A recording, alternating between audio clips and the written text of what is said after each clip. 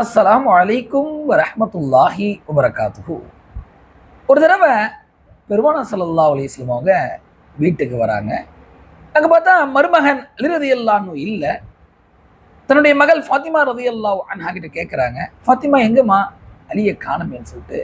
இப்போது ஃபாத்திமா ரலியல்லாஹு அன்ஹா சொன்னாங்க, யா ரசூலல்லாஹ், ஒரு சின்ன எங்கள் ரெண்டு பேருக்குள்ள ஒரு மனஸ்தாபம், ஒரு சின்ன சண்டை, குட்டி சண்டை, கோச்சிக்கிட்டு அவங்க வெளியில் போயிட்டாங்க. அப்படியா அப்படின்னு சொல்லிட்டு ஸல்லல்லாஹு அலைஹி வஸல்லம் உடனே வந்து அலி ரலியல்லாஹு அன்ஹு தேடி போகிறாங்க. பார்த்தா பள்ளிவாசலில் படுத்திருக்கிறாங்க. அவங்களுடைய மேலாடை, அந்த காலத்தில் எல்லாமே எஹராம் மாதிரி தானே, மேலாடை விலகி அதில் ஃபுல்லாக மண்ணு பட்டிருக்கு, உடம்பு ஃபுல்லாக மண்ணாக இருக்குது.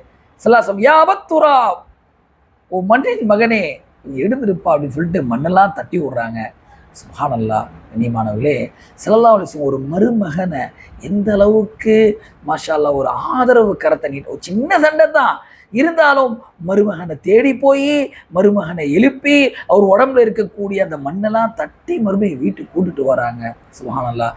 இன்னைக்கு நம்முடைய குடும்பத்தில் பார்த்தோன்னு சொன்னாக்கா, பாப்பாமார்கள், தந்தைமார்கள் பெரும்பாலும் மகள் பக்கம் தான் நிற்பாங்க.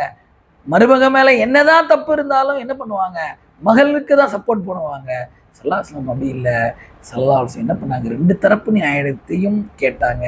அலி ரலியல்லாஹு அன்ஹு போய் ஆறுதல் சொல்லி வீட்டுக்கு அழைச்சிட்டு வராங்க. சுப்ஹானல்லாஹ். பெருமானார் ஸல்லல்லாஹு அலைஹி வஸல்லம் எப்பொழுதும் எல்லோருடைய உணர்வுகளை புரிந்து நடக்கக்கூடியவர்களாக இருந்தாங்க.